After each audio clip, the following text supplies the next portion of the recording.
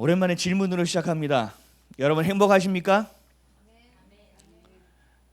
나는 좀 행복한 것 같지 않은데? 나는 행복한데? 오늘 말씀을 들으시고 여러분들이 하나님이 여러분에게 주신 행복이 무엇인지가 명확해지셨으면 좋겠어요. 우리가 무엇을 가지고 살아가야 되는지를 깨달으셨으면 좋겠습니다. 행복의 파랑새는 어디 있을까? 여러분 파랑새라는 책을 읽어보셨어요? 굉장히 오래된 고전이고, 제가 어렸을 때는 어린이 명작 동화 이런 만화에서 파랑새의 이야기를 제가 본 적이 있어요. 노벨 문학상을 받은 벨기에의 극작가 모리스 마테르링크가 쓴 책입니다. 이게 파랑새라는 책. 여러분이 모르시는 분이 계실 것 같아서 제가 줄거리를 간략하게 말씀드릴게요. 어느 날 이웃의 늙고 꼬부라진 할머니가 가난한 남매인 틸틸과 미틸, 이름이 틸틸과 미틸이에요. 이게 찾아왔습니다. 그리고 자기 딸의 행복을 위해서 파랑새가 필요하다. 파랑새를 찾아달라고 이 틸틸과 미틸에게 부탁합니다. 그래서 틸틸과 미틸은 세상을 막 모험하면서 그 파랑새를 찾습니다. 추억의 나라, 밤의 궁전, 미래의 왕국 같은 곳을 막 진전합니다. 그런데 파랑새를 도통 찾을 수가 없었어요. 그래서 이들은 포기하고 집으로 돌아왔어요. 근데 집으로 돌아와서 보니까 자기네 집에 새장에 있던 새가 파랑새였던 거예요. 그러니까 이 틸틸과 미틸이 너무 행복했던 거죠. 그래서 대부분의 사람들은 여기까지 줄거리를 보면서 행복은 멀리 있는 것이 아니구나, 행복은 가까이 있는 것이구나, 행복은 내 안에 있는 것입니다. 그러니 우리 행복하게 삽시다 라는 결론을 내립니다. 하지만 우리는 여기까지가 아니에요. 이 다음 이야기가 더 중요해요. 이 틸틸과 미틸이 파랑새를 찾아서 행복해할 때 이 파랑새를 찾아달라고 부탁했던 그 이웃집 할머니가 이 집으로 찾아옵니다. 그 아픈 딸을 데리고 옵니다. 그 몸이 아프던 딸은 그 파랑새를 보자 기운을 차리고 일어나기 시작합니다. 건강해지기 시작합니다. 얼굴에 햇살과 같은 미소가 번지기 시작합니다. 그리고 기운을 찾았습니다. 그리고 걷기 시작합니다. 딸은 매우 행복해했습니다. 그래서 틸틸은 그 딸에게 파랑새를 주고 파랑새를 안아보게 한 후에 이제 파랑새에게 먹이 주는 법을 알려주려고 소녀가 안고 있는 파랑새를 향해서 손을 뻗었습니다. 그랬더니 그 딸이 그 파랑새를 빼앗기고 싶지 않아서 움츠르고 새를 꽉 쥐었습니다. 그때 새가 깜짝 놀라서 날아가 버렸습니다. 파랑새를 가지면 우리는 행복할 거라고 생각합니다. 근데 파랑새를 가진 그 순간은 매우 순간적입니다. 매우 잠깐입니다. 우리나라에서 이런 말을 쓰죠. 찰나의 시간이다. 찰나. 그래서 말하는 것이 이거예요. 행복은 과거나 미래에 있는 것이 아니라 현재에 있다. 행복은 멀리 있는 것이 아니라 내 주변에 있다. 내 주변에 있지만 진짜 행복은 어디에 있다? 내 안에 있다. 라고 결론을 짓습니다. 근데 여기서 아멘 하시면 안 됩니다. 왜냐하면 많은 세상의 사람들이, 대부분의 사람들이 이 파랑새를 찾기 위해서 고군분투하고 살아가고 있기 때문입니다. 어떤 누군가에게는 권력이 파랑새이고, 어떤 누군가에게는 물질이 파랑새이고, 어떤 누군가에게는 가난을 벗어나는 것이 파랑새이고, 어떤 누군가에는 자녀가 이 세상에서 잘 되는 것이 파랑새입니다. 그것을 찾기 위해서 동분서주하고 삶의 여정을 살아간다는 얘기입니다. 이 파랑새는 완전히 세상적인 얘기예요. 세상의 사람들이 이렇게 살아간다고요. 이게 삶의 여정이라는 거예요. 이러한 부분에서 예수를 믿는 자와 그렇지 않은 자가 구별됩니다. 하나님의 자녀와 세상에 살아가는 사람들은 구별되어 버립니다. 왜냐하면 예수를 믿는 자들은 행복을 따라 살아가는 존재가 아니기 때문입니다. 예수를 믿는 자들은 파랑새를 찾기 위해서 살아가는 것이 존재의 목적과 삶의 여정이 아니기 때문에 그렇습니다. 세상 사람들은 자신의 행복을 위해 살아갑니다. 그래서 누구를 밟고 올라가든 내가 행복해야 됩니다. 누가 불행해든 관계없이 내가 행복해져야만 합니다. 우리 자녀들에게 공부해라, 몇 등해라, 올라가라, 좋은 학교 가라, 좋은 직장에 들어가라라는 뜻은 거꾸로 얘기해서 그들을 밟고 올라가라, 그들을 밟고 수단과 방법을 가리지 말고 올라가서 네가 더 잘 되거라, 그게 행복이라 라고 가르치고 있는 것과 다름없기 때문입니다. 그런데 하나님의 자녀들은 행복을 위해 살아간다고 말하지 않습니다. 하나님은 분명히 얘기합니다. 마음과 뜻과 성품을 다해 주 너의 하나님을 사랑하라. 이것이 우리의 삶의 가장 중요한 이유이고 목적입니다. 이것이 차고 흘러 넘칠 때 내 몸을 사랑한 것 같이 내 이웃을 사랑하게 되어진다. 이 두 가지가 하나님께서 우리에게 주신 강령이라는 것입니다. 우리의 삶의 이유라는 것입니다. 우리는 세상의 행복에 우리의 삶의 기준을 맞추지 않습니다. 우리의 삶의 기준은 어디에 있습니까? 하나님의 말씀, 진리에 있습니다. 하나님의 말씀에서 가라 하면 가는 것이고 멈춰 있으라 하면 멈춥니다. 하나님께서 하지 말라 하시면 하지 않고 하나님이 하라 그러면 어려워도 행하게 되는 것이 우리의 삶의 기준이 돼야 됩니다. 그러니까 우리가 행복의 기준이 있다면 우리는 하나님의 말씀으로 살 수 없습니다. 행복의 기준이 있는 사람이 하나님을 대하고 하나님이 내가 하기 싫은 일을 하나님이 시켰을 때 이 사람은 불행하기 시작합니다. 내가 가기 싫은 길은 하나님은 가라 할 때 이 사람은 불행하기 시작합니다. 저 관계를 맺고 싶지 않고 저 사람 가운데 가고 싶지 않은데 하나님은 그 관계를 맺고 그것에 가라 하시기 때문에 하나님은 나를 불행하게 하는 분이라고 생각하게 되어집니다. 그래서 하나님이 나를 사랑하시는지에 대해서 물음표가 생기기 시작하는 거예요. 왜요? 철저히 삶의 행복, 자기 기준으로 하나님을 섬기고 있기 때문입니다. 그렇다고 하나님을 믿는 자녀들에게 행복이 없다라는 말은 아닙니다. 세상 사람들은 행복을 추구합니다. 행복이 전부입니다. 그러나 그 말로는 허무주의와 쾌락주의로 빠져갈 수밖에 없습니다. 행복하기 위해서 더 큰 쾌락이 있어야 됩니다. 더 큰 중독이 있어야 됩니다. 더 큰 승진이 있어야 됩니다. 더 큰 연봉이 있어야 됩니다. 세상이 인정하는 더 큰 인정함이 있어야 살아갈 수 있습니다. 그러니까 더 극단적인 쾌락주의로 갈 수밖에 없어요. 그러나 그 위에 올라간 이후에 우리의 모든 삶은 정상에 올라가면 반드시 내려와야 되기 때문에 그 다음에 우리 안에 생기는 것은 뭔지 아세요? 허무주의밖에 없어요. 야, 내 인생이 이렇게밖에 살지 못했나? 야, 내가 이거밖에 되지 않았나? 자괴감과 또 죄책감 안에서 삶이 힘들어지기 시작합니다. 하지만 하나님의 자녀는요, 하나님을 마음과 뜻과 성품을 다해 사랑하고 이웃을 내 몸과 같이 사랑하며 나누고 섬기고 때로는 손에서 보는 삶을 살아가지만 그렇게 살아감 안에서 우리 안에 뭐가 올라오는지 아세요? 행복이라는 것이 생깁니다. 굉장히 아이러니합니다. 세상 사람들은 행복을 추구하고 행복을 향하여 살아가지만 행복을 찾지 못하고 잃어버리고 살아갑니다. 그러나 우리는 행복을 여기지 않고 하나님을 마음과 뜻과 성품을 다해 사랑하고 내 이웃을 내 몸과 같이 사랑하는데 그 가운데 나도 모르게 이 안에서 행복이 샘솟아 오르기 시작한다라는 거예요. 이게 참 아이러니한 모습입니다. 이것이 하나님의 자녀와 하나님의 세상의 자녀가 구별되는 모습이에요. 여러분들의 삶을 여러분들이 한번 보십시오. 여러분들의 행복을 향하여 살아갔는가? 그 쾌락주의와 허무주의 안에서 발버둥 치고 있는가? 아니면 나는 이 정도는 괜찮아라고 하며 덮어두고 살아가진 않는가? 하나님이 주시는 행복은 뭘까? 하나님이 주시는 복은 무엇일까? 우리는 이것에 대해서 고민해 봐야 합니다. 그래서 세상에서 말하는 행복을 따라가는 자와 하나님이 주시는 행복을 따라가는 자, 하나님의 그 이름을 따라가는 자가 구분되어지는 거예요. 성경에서 이것을 뭐라고 얘기하느냐? 거룩하다라고 얘기합니다.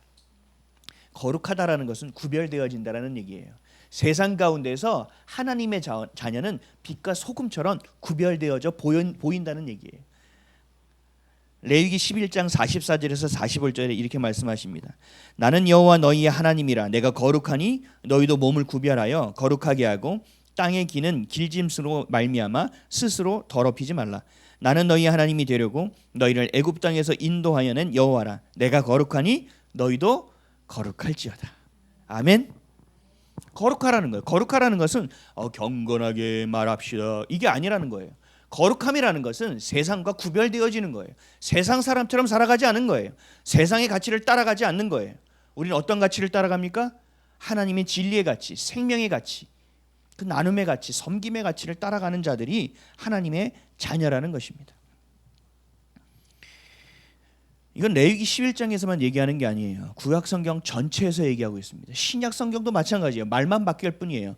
빛과 소금의 직분으로 살아라, 제자됨으로 살아라도 동일한 이야기예요. 세상과 구별되라는 얘기입니다. 너희들은 내 자녀니까 내 자녀답게 살라고 말씀하는 거예요. 예전에 저희가 김포에 처음 이사 왔을 때 모델하우스를 몇 번 가본 적이 있어요. 우리는 돈이 없잖아. 우리는 형편이 안 되잖아. 야, 그래도 가서 보기라도 하자. 자꾸 사람이 봐야 눈이 는다더라. 그래서 모델하우스를 몇 번을 갔어요.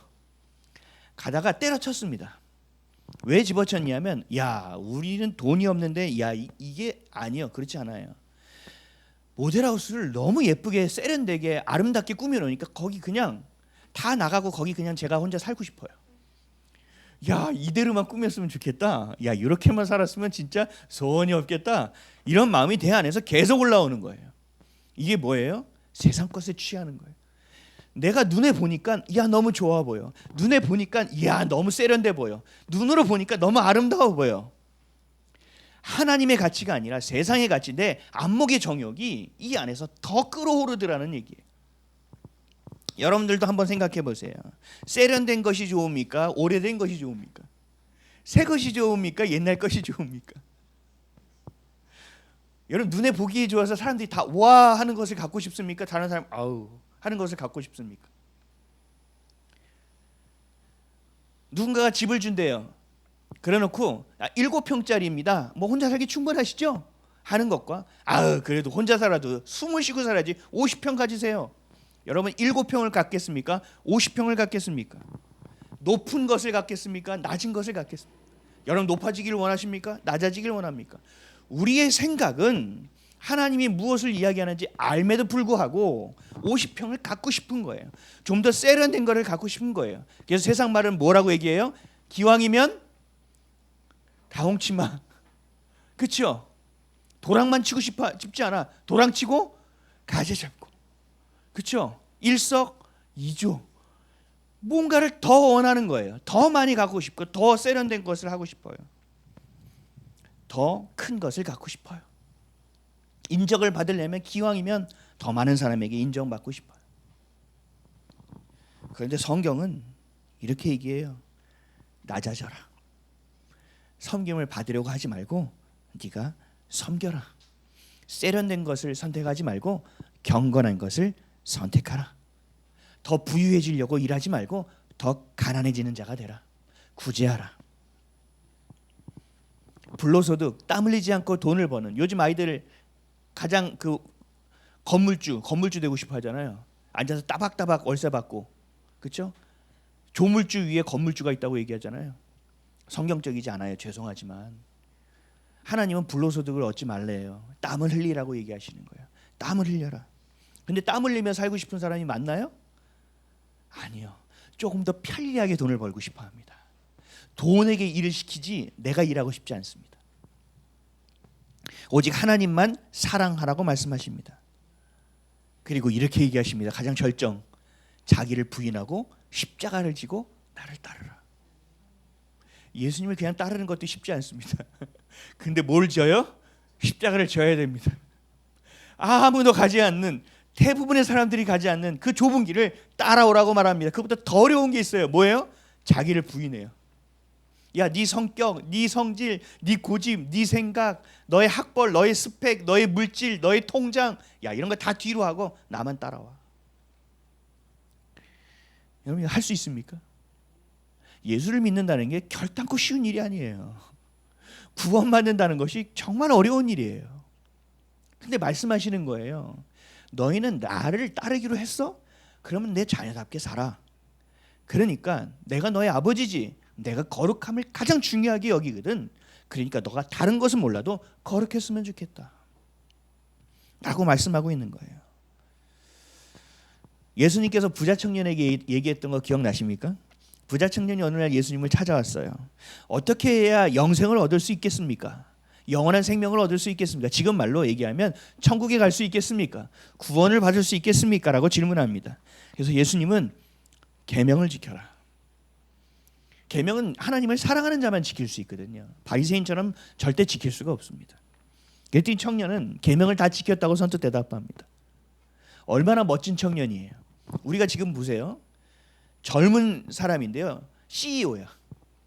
몇백억 창업 신화를 가지고 있는 11조, 10의 2조, 10의 3조 막 교회를 목사님 저 땅을 드릴까요? 막 이러면서 오고 성도들 막 밥도 사고 애들 장학금도 지원하고 이야 이런 청년이 다 있나?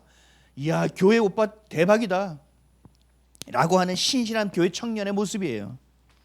근데 그 다음이 중요해요. 이런 멋진 사람도 마태복음 19장 20절에서 22절 그 청년이 이르되 이 모든 것을 내게 지키어 싸운데 아직도 부족하옵니까? 예수께서 이르시되 내가 온전하고자 할진대 가서 내 소유를 팔아 가난한 자들에게 주라. 그래야면 하늘에서 보화가 내게 있으리라. 그리고 와서 나를 따르라 하시니 그 청년이 재물이 많음으로 이 말씀을 듣고 근심하며 가니라. 아멘. 여러분들은 근심하시겠습니까? 안 하시겠습니까? 근심하죠. 생각할 거예요. 근데 저는 이것을 읽으면서 무슨 마음이 들었는지 아세요? 예수님을 정말 따르고 싶은데 너 나한테 와. 내가 데리고 갈게. 할렐루야. 정말요? 저 따라가도 돼요? 아 진짜? 언제요? 지금 당장? 너무 행복해. 이럴 것 같은데 이 부자 청년은 그렇지 않아요. 왠지 아세요? 가진 게 너무 많아요. 여러분 그래서 뭐라고 말씀하셨어요? 부자가 하나님 나라에 들어가는 것은 낙타가 바늘기에 들어가는 것과 같다. 여러분 그렇다고 부자라고 못 들어간다는 게 아니에요. 거의 불가능한 얘기죠. 그런데 어떻게 하면 됩니까? 말씀대로 살면 돼요.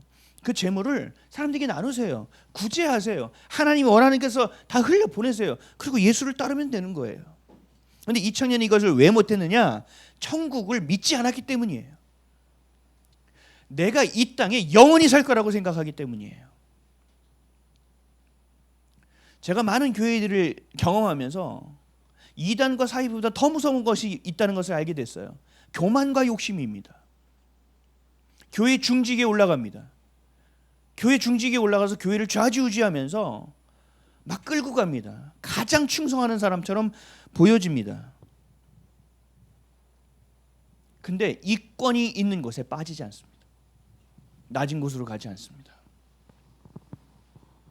그리고 어떤 말씀에 있어서 자신의 이권과 개입되는 일에 있어서 빠져야 되는 일에는 말에는 순종하지 않습니다. 이건 뭐예요? 천국이 있다고 믿는 게 아니에요. 여러분 저는 아직 젊은 목사예요. 아직 50대가 안 됐어요. 근데요 저는 늘 준비하고 살아요. 주님이 오늘 나를 부르시면 갈 준비가 돼 있는지를 매일처럼 저는 묻고 있습니다. 그럼 내 자녀에게 오늘 무슨 얘기를 해줘야 되지? 오늘 나는 어떤 기도를 해야 되지? 나는 어떤 삶의 예배를 드려야 하는 것이지? 어떻게 해야 주님께서 나를 칭찬하실 수 있지? 어떻게 해야 하나님께서 기뻐하시는 삶을 살 수 있는 거지? 어떻게 해야 좀 더 거룩하고 경건할 수 있는 거지? 우리는 늘 갈 준비가 되어 있어야 돼요. 왜요? 이 땅이 끝이 아니거든요. 우리 호흡이 다하는 것은 매우 기쁜 일입니다. 왜요? 이제 그 고대하던 주님을 만나는 날이기 때문에 그렇습니다. 우리 생명은 여기서 끝이 아니에요. 우리가 70, 80, 요즘 100세 세대라고 말하는데 그 사는 이유가 뭔지 아세요? 하나님을 예배하는 방법을 가르치시는 거예요. 왜요? 천국 가면요 다 예배만 드릴 거예요. 진리십니까? 이런 예배 아니에요. 주님 앞에서 떡을 떼고 주님 앞에서 빵긋빵긋 웃고 이게 다 예배예요.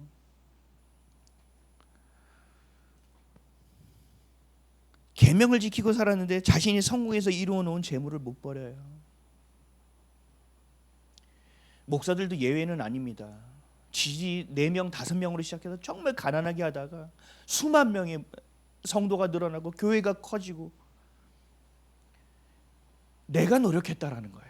내가 수고했다는 거예요. 내가 죽을 고비를 넘겼다는 거예요. 맞아요. 틀린 거 아니에요. 근데 그 위에 뭐가 있습니까? 하나님의 계획하심과 하나님의 섭리하심과 하나님의 일하심이 있다는 것을 인정해야 된다는 거죠.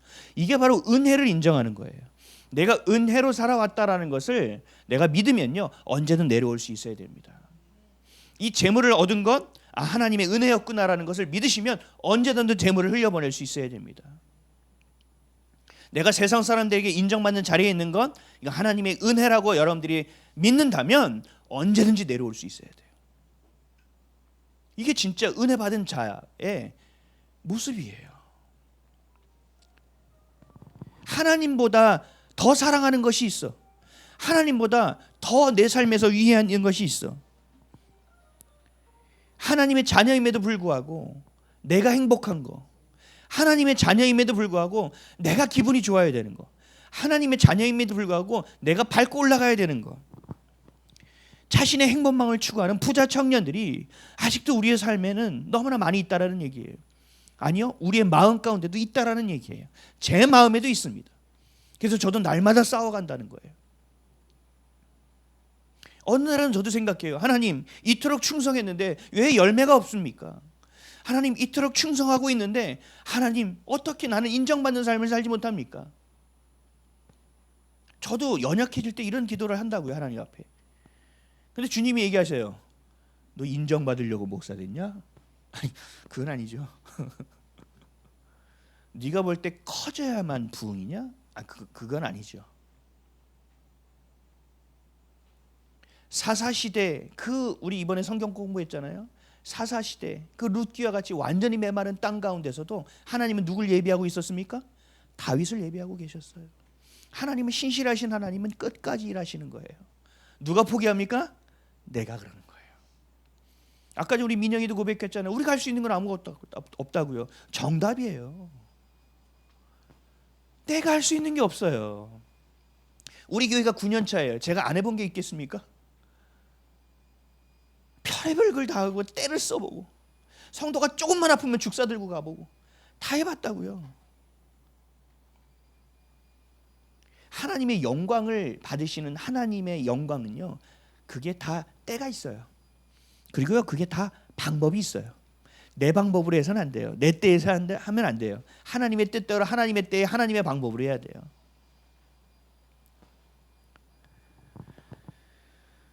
근데 사람들은 얘기해요. 아니, 물질을 추구하는 것도 아니고요, 내가 세상에 권력을 탐하는 것도 아니고요, 그저 행복 좀 하자는데 이게 그렇게 잘못됐습니까? 아니, 행복하는 게 그렇게 저속한 일입니까? 물질을 탐하는 일도 아니고 누구를 밟고 올라간다는 일도 아닌데 그게 그렇게 세속적인 가치를 추구하는 것입니까? 안타깝지만 그렇습니다. 왜냐하면 여러분 행복하지 않잖아요?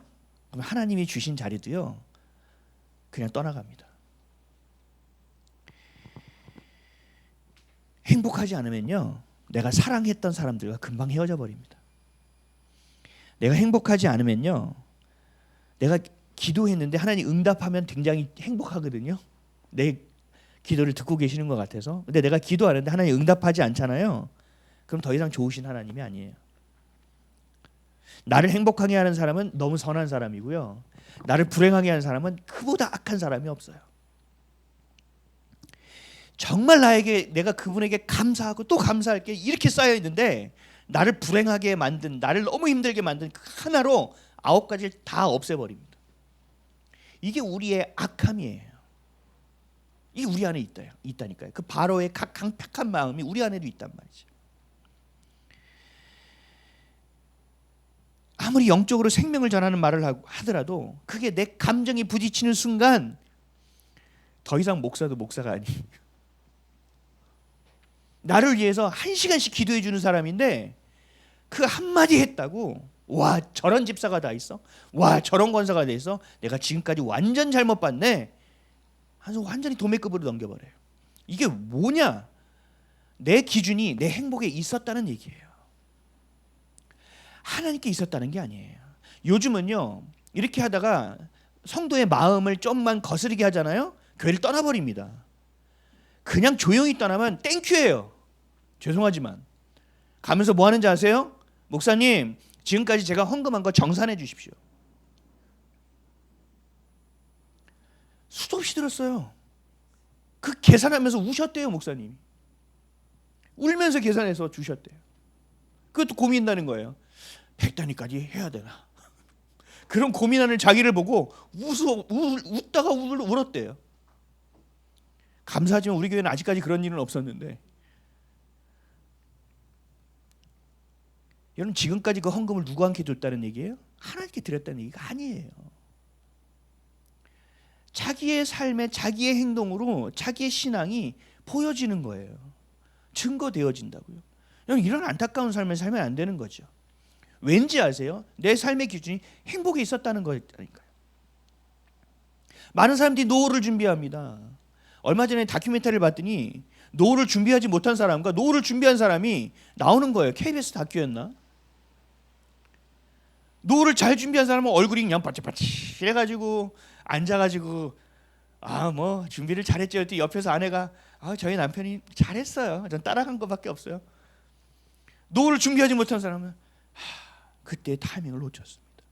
슬퍼하는 거예요. 이 기준이 어디 있는 거예요? 두 커플이 다 하나님 나라에 갈 준비를 아무도 안 돼 있어요. 우리 노후를 준비해야 됩니까? 아니죠. 뭘 준비해야 돼요? 하나님 나라에 가는 것을 준비해야 돼요. 이게 얼마나 상식적인 일인지 아십니까? 우리 결혼하잖아요. 결혼식을 준비하죠. 근데 결혼식만 준비해요. 결혼해서 살아가는 게 더 중요한데 이거랑 똑같다니까요. 결혼식만 준비하는 사람은 미련한 사람이에요. 뭘 준비해야 돼? 내가 결혼 생활을 할 준비가 되어 있느냐? 내가 겸손하냐? 남자는 내가 아내를 마음 다해 사랑할 준비가 되어 있느냐? 아내는 남편을 죽게 하듯 내가 섬길 준비가 되어 있느냐? 성경 그대로. 근데 우리는 뭐예요? 살 집을 준비했느냐? 내가 연봉이 얼마나 되는 것을 준비했느냐? 이게 되게 지혜로워 보이죠? 아니요. 그만큼 우리가 세속적이 된 거예요. 결혼은 하나님이 말씀하신 의무잖아요. 하나님이 기뻐하시는 거잖아요. 그거에 대해서 포커스가 맞춰져 있지 않아요. 그래서 다들 뭐 하는지 아세요? 내가 누구를 만나면 내가 행복할지를 따져요. 그래서 잘생긴 남자, 예쁜 여자를 따지잖아요. 왜요? 나를 행복해 줄 수 있다고 생각하니까. 돈 많은 남자, 또 직업 무슨 프로페셔널한 여자를 찾아요. 왜요? 내가 행복해져야 되니까. 내가 덜 노력해도 될 것 같으니까. 여러분, 이게 행복이라는 것이 우리 안에 얼마나 뼛속 깊이 기준으로 중심 잡고 있는지를 알아야 되는 거예요. 그러니까 이게 아군 적군을 구별을 못해요. 내 감정과 내 행복이 기준이 돼 있으니까. 그러니까 영적 싸움을 싸울 수 있어요? 아니요. 영적 싸움 무슨 영적 싸움이에요? 아군인지 적군인지도 모르는데 총을 막 이리저리 쏴대는데 지리멸렬입니다. 다 죽습니다. 그래서 우리에게는 행복이 기준이 되어서는 안 됩니다. 여러분의 삶이 여러분의 중심이 되어서는 안 됩니다. 그래서 오직 10계명을 두 가지의 강령으로 정의해 주신 예수님의 말씀만이 우리의 삶의 기준이 되어야 됩니다. 마태복음 22장 37절에서 40절. 예수께서 이르시되 내 마음을 다하고 목숨을 다하고 뜻을 다하여 주 너의 하나님을 사랑하라 하셨으니 이것이 크고 첫째 되는 계명이요 둘째도 그와 같으니 내 이웃을 내 자신과 같이 사랑하라 하셨으니 이 두 계명이 온 율법과 선지자의 강령이니라. 아멘. 십자가 10계명은요 명령이 아니에요. 잘 보면 언약이에요. 하나님이 이 언약 가운데 너희가 있으면 내가 너희 하나님이 될 거고 너희 나의 백성이 될 거래요. 우리가 결혼식 때 혼인 서약을 하는 것처럼 하나님이 그 서약과 같이 하신 게 10가지의 계명이에요. 율법이에요. 이것이 성경에서 말하는 율법은 여러분 이걸 얘기하는 거예요. 바리새인들이 말하는 613가지 율법을 얘기하는 게 아니에요. 이 10가지의 계명을 얘기하는 거예요. 1부터 4가지 4가지의 계명을 하나로 정의하죠. 내 마음을 다하고 목숨을 다하고 뜻을 다하여 주 너의 하나님을 사랑하라는 것. 5에서 10계명을 하나의 강령으로 정의하죠. 내 이웃을 내 자신과 같이 내 몸과 같이 사랑하라는 것. 여러분 이게 크리스찬으로서 믿는 자의 삶의 이유와 목적과 방향입니다. 여러분들이 그래도 나는 행복. 네 맞아요. 행복해야죠. 그런데 하나님이 행복을 간과하지 않는다고요. 우리가 이런 삶의 이유와 방향이 되어 있을 때만이 하나님이 주시는 행복을 누릴 수 있다고요. 교회에 있는 사람들도 행복을 찾아요. 너무 많이 섞여 있어요. 하나님의 진리만이 서 있잖아요. 세상이 말하는 가치, 상식이라는 것과 내가 원하는 그 경험과 이성 안에서의 가치가 너무나 많이 짬뽕되어 있어요. 여러분 이것을 자꾸 걸러내셔야 돼요. 생선에 살과 가시를 발라내듯이 발라내야 돼요. 하나님의 것이 아닌 건 자꾸 버리셔야 돼요. 그러니까 하나님 말씀을 계속 접해야 되는 거죠. 자신의 집에 있는 파랑새, 내 안에 계신 성령 하나님을 알아보지 못하고 내게 주신 하나님의 말씀을 가벼이 여긴다는 거예요. 여러분 하나님의 이 말씀은요 우리의 삶을 살아갈 수 있는 충분한 지식과 지혜가 다 들어있습니다. 충분합니다. 근데 이것을 충분하게 생각하세요? 집에 성경책은 몇 권씩 있는데 읽냐고요.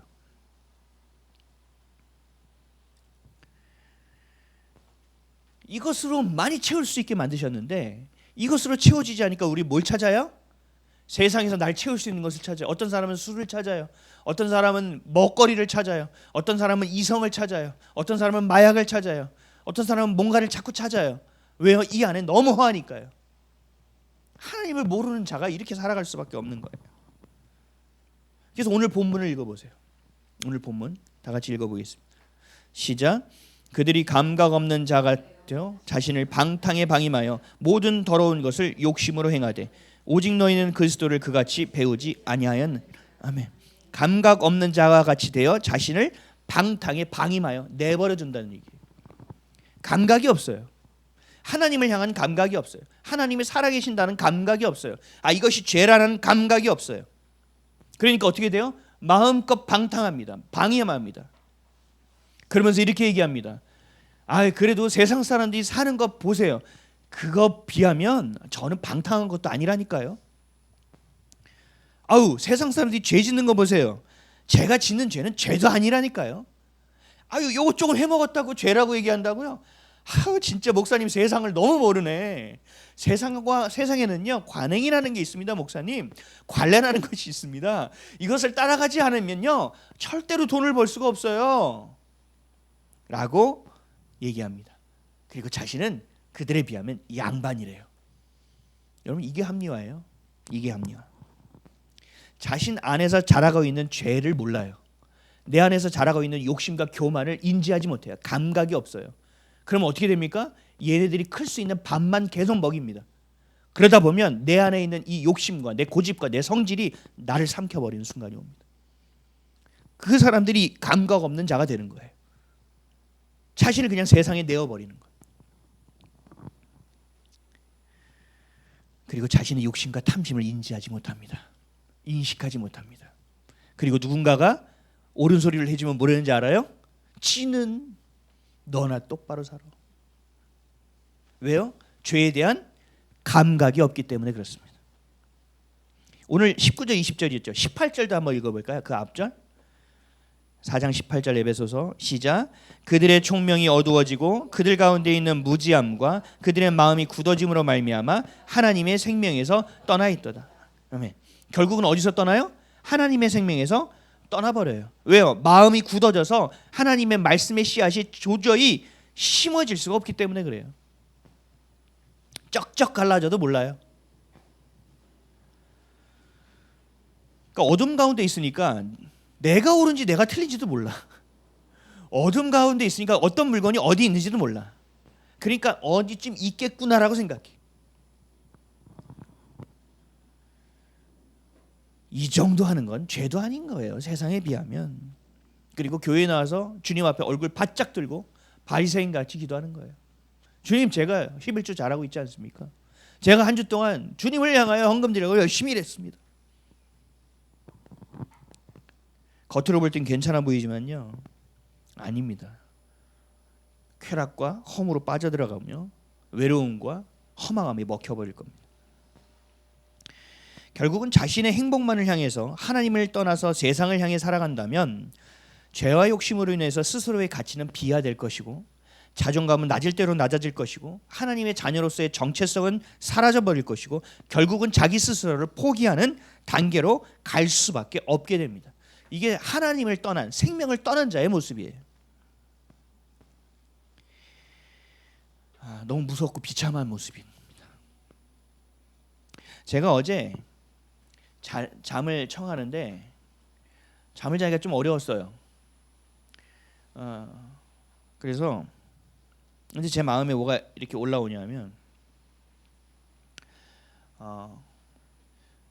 제 안에 고질적인 게 제가 싸우는 게 있는데 이게 외로움이에요.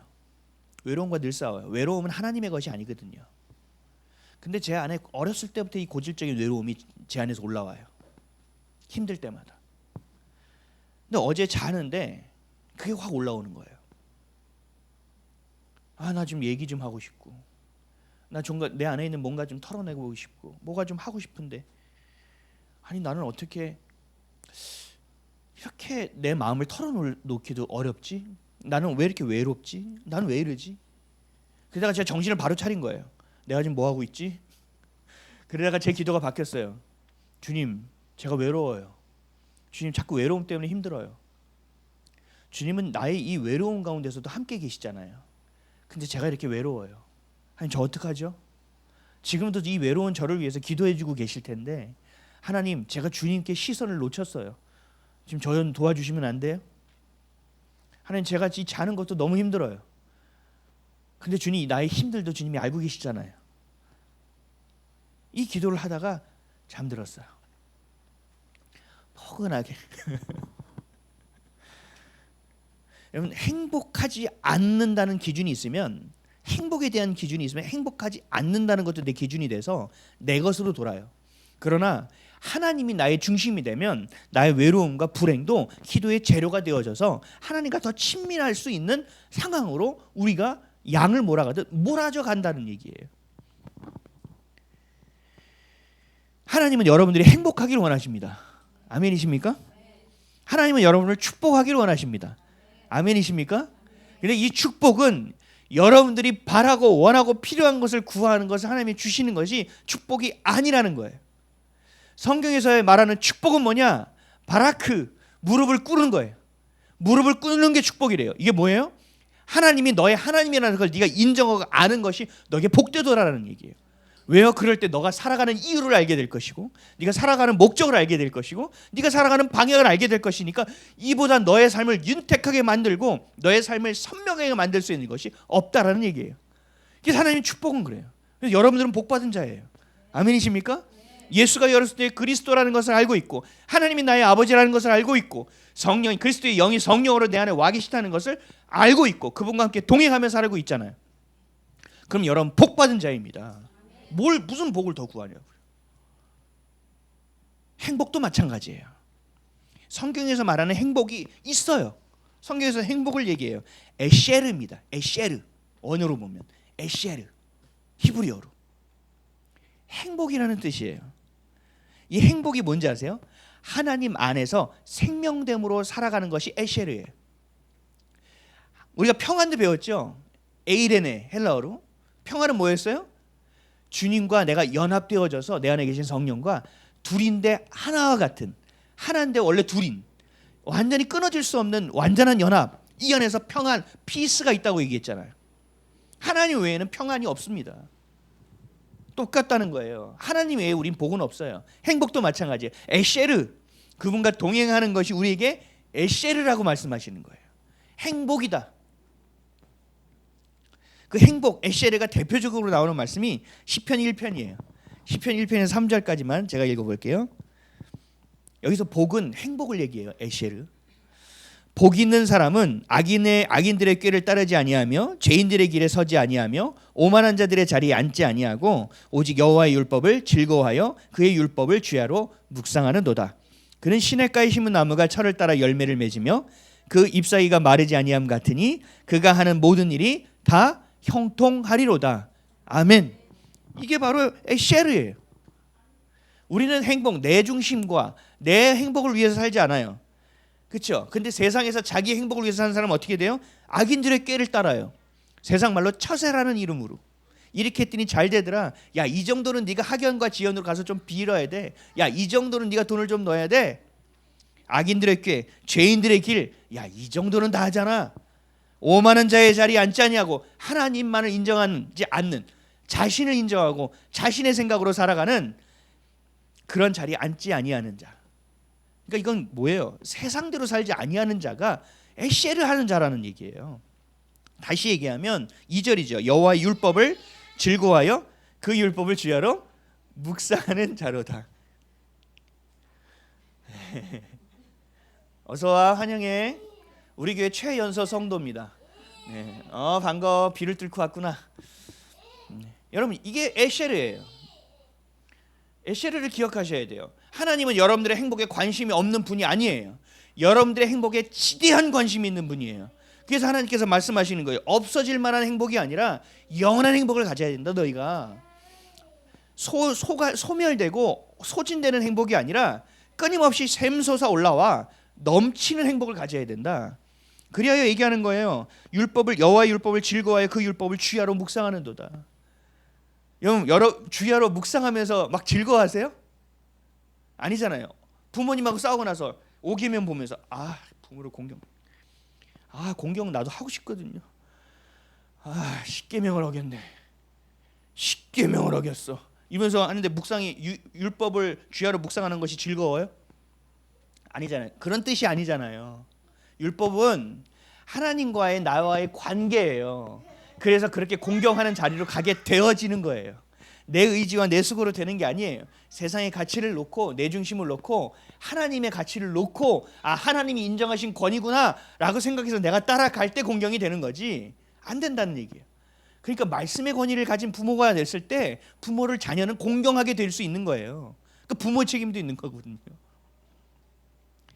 하나님 우리에게 주시고 말씀하신 행복은 우리가 생각하는 필요가 채워지는 것이 아니에요. 여러분들이 원하는 것이 이루어지는 것이 아니에요. 중심이 어디 있다고요? 하나님께 있다라는 사실을 반드시 기억하십시오.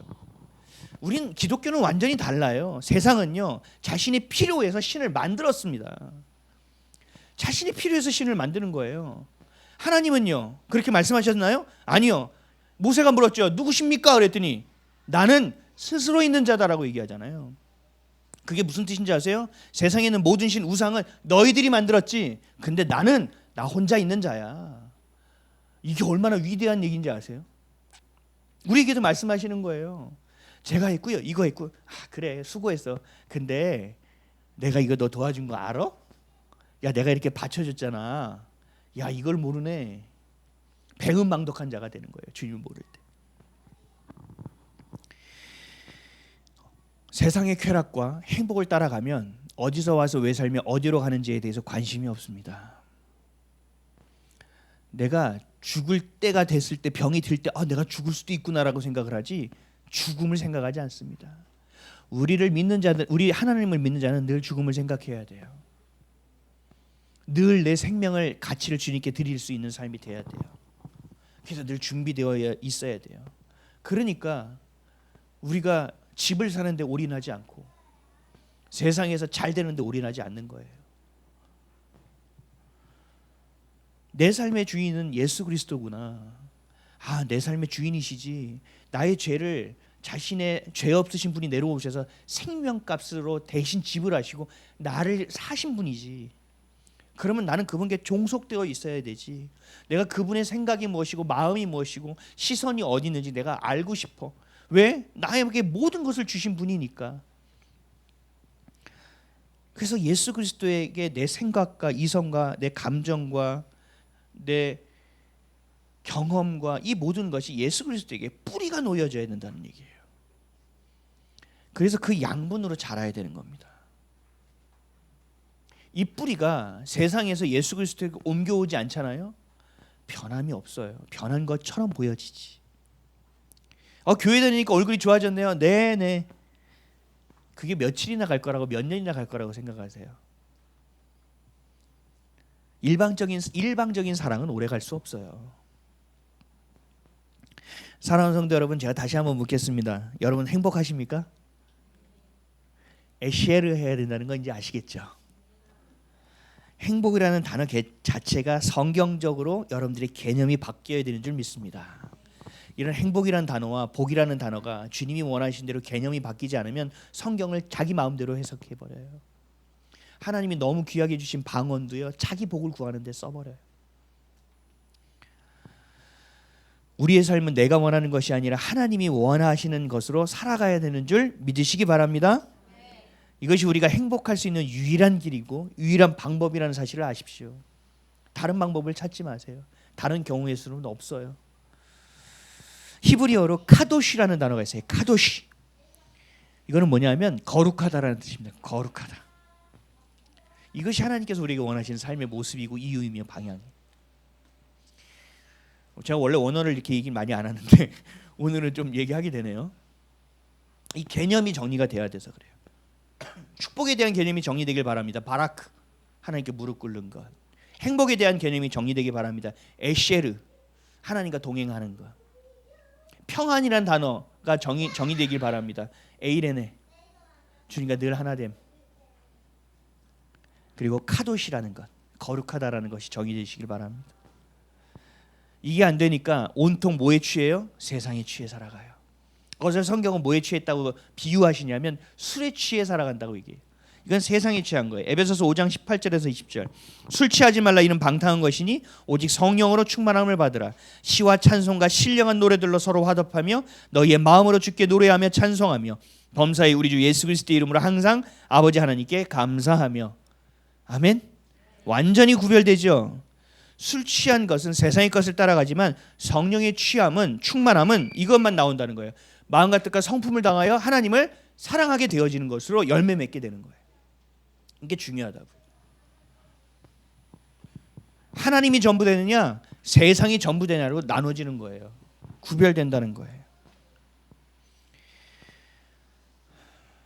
여러분, 하나님은 여러분들이 만드신 분이 아닙니다.